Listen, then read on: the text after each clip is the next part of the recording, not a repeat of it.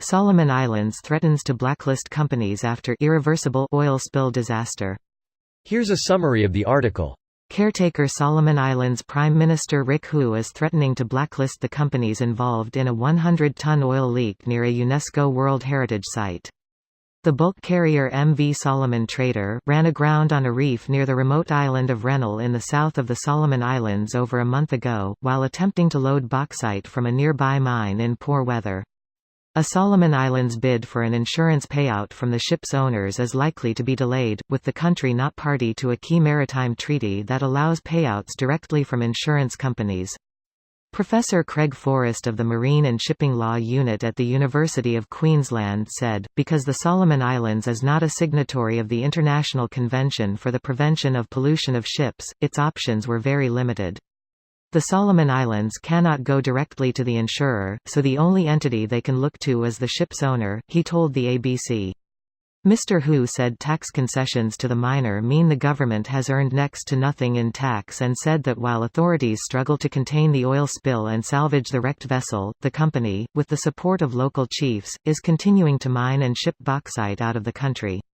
The ship's insurer, Korea Protection and Indemnity Club, and owner King Trader Limited both issued a statement this week apologizing for the spill.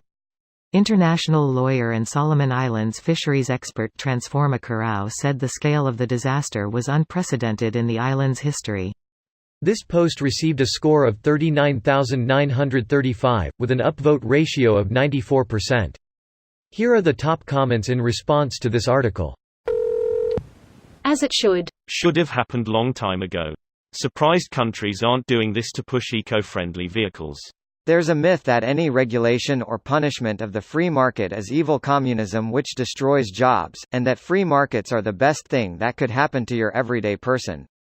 I mean, it's true that absolute stifling regulations can curb business profits, but we don't need stifling regulations, we need common sense. If you do things that absolutely destroy the environment with no regard to decency, you will be treated accordingly. Regulations. The problem is that these companies treat fines as a projected expense. There needs to be criminal prosecution to deter high-level executives from making risky decisions that pose a threat to workers or the environment. My proposal would simply be that for every violation, you are fined 5 times the additional revenue. Not-profit companies would claim a bunch of phantom expenses and put their profit into the negative that you gained from that criminal venture. It has to be something that would threaten the bottom line of the company or else is highly likely to continue or even possibly be planned as a gamble. The people at the top need to go to prison, not a nice prison but the same prison that you and I would go to. The sentences need to be reasonable, life sentences for the most serious offenses, no more slaps on the wrist.